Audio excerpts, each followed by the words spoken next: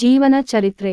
ಬಾಬಾಸಾಹೇಬ್ ಎಂದು ಜನಪ್ರಿಯವಾಗಿ ಕರೆಯಲ್ಪಡುವ ಬಿ.ಆರ್. ಅಂಬೇಡ್ಕರ್ ಇವನ್ನು ಸಂವಿಧಾನದ ಶಿಲ್ಪಿ ಎಂದು ಕರೆಯುತ್ತಾರೆ.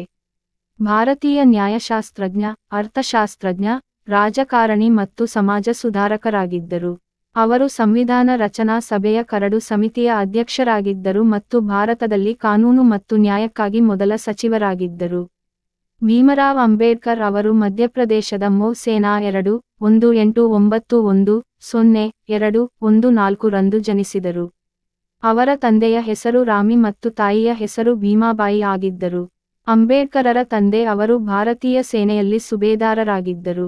1894 ರಲ್ಲಿ ಸೇನೆಯ ನಿವೃತ್ತಿಯ ನಂತರ ಅವರ ಕುಟುಂಬವು ಸತಾರಾಕ್ಕೆ ಸ್ಥಳಾಂತರಗೊಂಡರು. ಅಂಬೇಡ್ಕರ್ ರವರು ಚಿಕ್ಕ ವಯಸ್ಸಿನಲ್ಲೇ ಇವರು ತಮ್ಮ ತಾಯಿಯನ್ನ ಕಳೆದುಕೊಂಡರು. 4 ವರ್ಷಗಳ ನಂತರ ಅಂಬೇಡ್ಕರ್ ಅವರ ತಂದೆ ಮದುವೆಯಾದರು ಮತ್ತು ನಂತರ ಇವರ ಕುಟುಂಬ ಬಾಂಬೆಗೆ ಸ್ಥಳಾಂತರ ಆದರು. 1906 ರಲ್ಲಿ 15 ವರ್ಷದ ಭೀಮರಾವ್ 9 ವರ್ಷದ ಬಾಲಕಿಯಾಗಿದ್ದ ರಮಾಬಾಯಿಯನ್ನು ಮದುವೆ ಆದರು.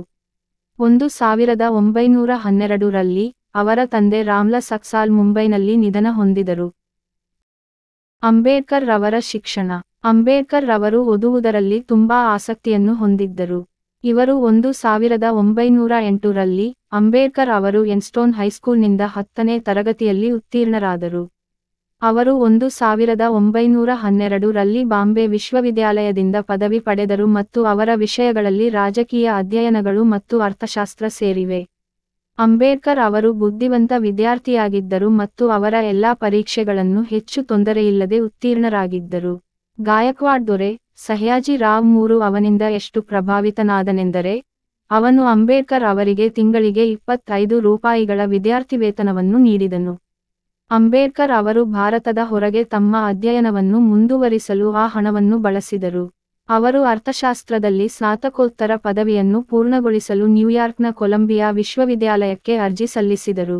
ಅವರು ಆ ವಿಶ್ವವಿದ್ಯಾನಿಲಯದಲ್ಲಿ ಆಯ್ಕೆಯಾದರು ಮತ್ತು 1915 ರಲ್ಲಿ ತಮ್ಮ ಸ್ನಾತಕೋತ್ತರ ಪದವಿಯನ್ನು ಪೂರ್ಣಗೊಳಿಸಿದರು ಮತ್ತು ಅವರು ಪ್ರಾಚೀನ ಭಾರತೀಯ ವಾಣಿಜ್ಯ ಎಂಬ ತಮ್ಮ ಪ್ರಬಂಧವನ್ನು ನೀಡಿದ ಸಮಯ ಇದು. 1916 ರಲ್ಲಿ ಅವರು ತಮ್ಮ ಹೊಸ ಪ್ರಬಂಧವನ್ನು ಪ್ರಾರಂಭಿಸಿದರು, ರೂಪಾಯಿ ಸಮಸ್ಯೆ, ಅದರ ಮೂಲ ಮತ್ತು ಅದರ ಪರಿಹಾರ, ಮತ್ತು ಅವರು ಲಂಡನ್ ಸ್ಕೂಲ್ ಆಫ್ ಎಕನಾಮಿಕ್ಸ್ಗೆ ಅರ್ಜಿ ಸಲ್ಲಿಸಿ ಆಯ್ಕೆಯಾದ ಸಮಯ ಇದು. ಈ ಪ್ರಬಂಧದಲ್ಲಿ ಅವರು ಗವರ್ನರ್ ಲಾರ್ಡ್ ಸಿಡೆನ್ಹಾಮ್ ಅವರಿಂದ ಸಹಾಯ ಮಾಡಿದರು. ಸಿಡೆನ್ಹ್ಯಾಮ್ ಕಾಲೇಜ್ ಆಫ್ ಕಾಮರ್ಸ್ ಅಂಡ್ ಎಕನಾಮಿಕ್ಸ್ನಲ್ಲಿ ಅವರು ರಾಜಕೀಯ ವಿಜ್ಞಾನದ ಪ್ರಾಧ್ಯಾಪಕರಾದರು, ಆದರೆ ಅವರು ತಮ್ಮ ಹೆಚ್ಚಿನ ಅಧ್ಯಯನವನ್ನು ಮುಂದುವರಿಸಲು ನಿರ್ಧರಿಸಿದರು ಮತ್ತು ಇಂಗ್ಲೆಂಡ್ಗೆ ಹೋದರು. ಅವರು ತಮ್ಮ ಪಿಎಚ್ಡಿ ಪೂರ್ಣಗೊಳಿಸಿದರು. 1927 ರಲ್ಲಿ ಅರ್ಥಶಾಸ್ತ್ರದಲ್ಲಿ ಪದವಿ ಮತ್ತು ಅದೇ ವರ್ಷದಲ್ಲಿ ಕೊಲಂಬಿಯಾ ವಿಶ್ವವಿದ್ಯಾಲಯದಿಂದ ಡಾಕ್ಟರೇಟ್ ನೀಡಲಾಯಿತು. ಸಾಧನೆಗಳು. 1918 ರಲ್ಲಿ ಮುಂಬಯಿಯ ಸೈಡನ್ಹಮ್ ಕಾಲೇಜಿನಲ್ಲಿ ಉಪನ್ಯಾಸಕರಾದರು. ನಂತರ ಅದೇ ಸಂದರ್ಭದಲ್ಲಿ ಅಸ್ಪೃಶ್ಯರ ಸಮಸ್ಯೆಗಳನ್ನು ಪರಿಹರಿಸುವ ಉದ್ದೇಶದಿಂದ ಮೂಕನಾಯಕ ಎನ್ನುವ ಮರಾಠಿ ವರ್ತಮಾನವನ್ನು ಆರಂಭಿಸಿದರು. ಸಮ್ಮೇಳನಗಳನ್ನು ಸಂಘಟಿಸಲು ಮತ್ತು ಅವುಗಳಲ್ಲಿ ಭಾಗವಹಿಸಲು ಆರಂಭಿಸಿದರು. ದಲಿತರು ಅನುಭವಿಸುತ್ತಿರುವ ಅವಮಾನಗಳನ್ನು ಬೆಳಕಿಗೆ ತಂದು ಅವುಗಳಿಗೆ ಪ್ರಚಾರ ನೀಡುವುದು ಮತ್ತು ಸಮಾನ ಹಕ್ಕುಗಳಿಗಾಗಿ ಹೋರಾಟ ನಡೆಸುವುದೇ ಮುಖ್ಯ ಎಂದುಕೊಂಡರು. ನಂತರ ಪುನಃ ಸ್ನೇಹಿತರ ಸಹಾಯದೊಂದಿಗೆ 1920 ರಲ್ಲಿ ಲಂಡನ್ಗೆ ತೆರಳಿ ಗ್ರೇಸ್ ಇನ್ನಲ್ಲಿ 1923 ರಲ್ಲಿ ಲಂಡನ್ ಸ್ಕೂಲ್ ಆಫ್ ಎಕನಾಮಿಕ್ಸ್ ಸಂಸ್ಥೆಯಲ್ಲಿ ಅರ್ಥಶಾಸ್ತ್ರದ ಡಾಕ್ಟರೇಟ್ ಪಡೆದು ಭಾರತಕ್ಕೆ ಮರಳಿದರು. ಜಗತ್ನ ಸಿದ್ಧ ಸಂಸ್ಥೆಯಿಂದ ಡಾಕ್ಟರೇಟ್ ಪಡೆದ ಭಾರತದ ಮೊದಲಿಗರಾಗಿದ್ದ ಡಾ. ಬಾಬಾಸಾಹೇಬ ಅಂಬೇಡ್ಕರ್ ತಮ್ಮ ಜೀವನವನ್ನು ದಲಿತೋದ್ಧಾರದ ಕೆಲಸಕ್ಕೆ ಮುಡಿಪಾಗಿಟ್ಟರು. 1924 ರಲ್ಲಿ ಬಹಿಷ್ಕೃತ ಹಿತಕಾರಿಣಿ ಸಭಾ ಎಂಬ ಸಂಸ್ಥೆಯನ್ನು ಸ್ಥಾಪಿಸಿ ದಲಿತರ ಉದ್ಧಾರಕ್ಕಾಗಿ ಶಿಕ್ಷಣ ಪ್ರತಿಯೊಬ್ಬರಿಗೂ ತಲುಪಬೇಕು. ಇದಕ್ಕಾಗಿ ಹಾಸ್ಟೆಲ್, ಶಾಲೆ ಮತ್ತು ಉಚಿತ ಗ್ರಂಥಾಲಯಗಳನ್ನು ಆರಂಭಿಸಿದರು. 1927 ರಲ್ಲಿ ಬಾಬಾಸಾಹೇಬರು ಕೊಲಾಬಾ ಜಿಲ್ಲೆಯ ಮಹಾದ್ನಲ್ಲಿ ಜರುಗಿದ ಸಮ್ಮೇಳನದ ಅಧ್ಯಕ್ಷತೆ ವಹಿಸಿದ್ದ ಅವರು, ನಾವೀಗ ಮೇಲು ಕೀಳು ಎಂಬ ಭಾವನೆಯನ್ನು ನಮ್ಮ ಮನಸ್ಸುಗಳಿಂದ ಕಿತ್ತುಹಾಕಬೇಕಾಗಿದೆ. 1935 ರಲ್ಲಿ ಭಾರತೀಯ ರಿಸರ್ವ್ ಬ್ಯಾಂಕ್ (RBI) ರಚನೆಯಲ್ಲಿ ಅಂಬೇಡ್ಕರ್ ಪ್ರಮುಖ ಪಾತ್ರ ವಹಿಸಿದರು. 1955 ರಲ್ಲಿ ಉತ್ತಮ ಸರ್ಕಾರಕ್ಕಾಗಿ ಮಧ್ಯಪ್ರದೇಶ ಮತ್ತು ಬಿಹಾರ ವಿಭಜನೆಯನ್ನು ಪ್ರಸ್ತಾಪಿಸಿದ ಮೊದಲ ವ್ಯಕ್ತಿ. ಸಂಸ್ಕೃತವನ್ನು ಭಾರತೀಯ ಒಕ್ಕೂಟದ ಅಧಿಕೃತ ಭಾಷೆಯನ್ನಾಗಿ ಮಾಡಲು ಬಯಸಿದ್ದರು ಮತ್ತು ಅವರು ಲೋಕಸಭೆ ಚುನಾವಣೆಯಲ್ಲಿ 2 ಬಾರಿ ಭಾಗವಹಿಸಿದರು, ಆದರೆ ಎರಡೂ ಸಂದರ್ಭಗಳಲ್ಲಿ ಗೆಲ್ಲಲು ವಿಫಲರಾದರು. ಕೊಲಂಬಿಯಾ ವಿಶ್ವವಿದ್ಯಾನಿಲಯದಲ್ಲಿ ಅವರ ಆತ್ಮಚರಿತ್ರೆಯನ್ನು ವೇಟಿಂಗ್ ಫಾರ್ ಎ ವೀಸಾ ಪಠ್ಯಪುಸ್ತಕವಾಗಿ ಬಳಸಲಾಗಿದೆ.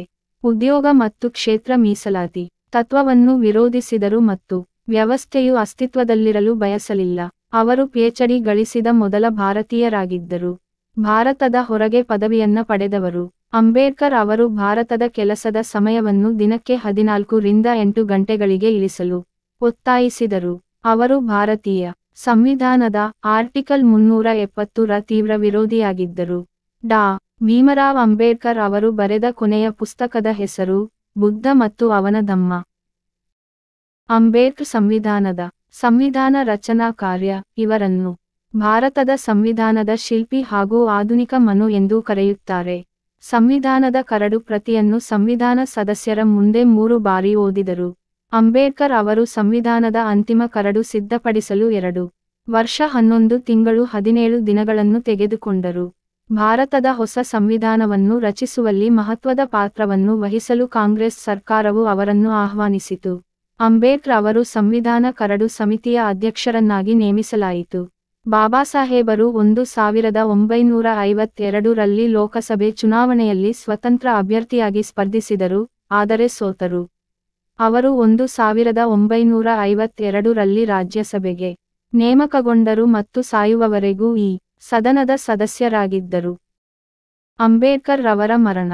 ಬೌದ್ಧ ಧರ್ಮಕ್ಕೆ ಮತಾಂತರಗೊಂಡ ಸ್ವಲ್ಪ ಸಮಯದ ನಂತರ ಅವರು ದೆಹಲಿಯ ತಮ್ಮ ಮನೆಯಲ್ಲಿ ಡಿಸೆಂಬರ್ 6, 1956 ರಂದು ನಿದ್ರೆಯಲ್ಲಿ ನಿಧನರಾದರು. ಅವರು ಮಧುಮೇಹ ಮತ್ತು ಒತ್ತಡ ಸಂಬಂಧಿತ ಕಾಯಿಲೆಯಿಂದ ಬಳಲುತ್ತಿದ್ದರು. ಅವರಿಗೆ ಬೌದ್ಧ ದಹನವನ್ನು ನೀಡಲಾಯಿತು ಮತ್ತು 500,000 ಜನರು ಗೌರವ ಸಲ್ಲಿಸಲು ಬಂದರು.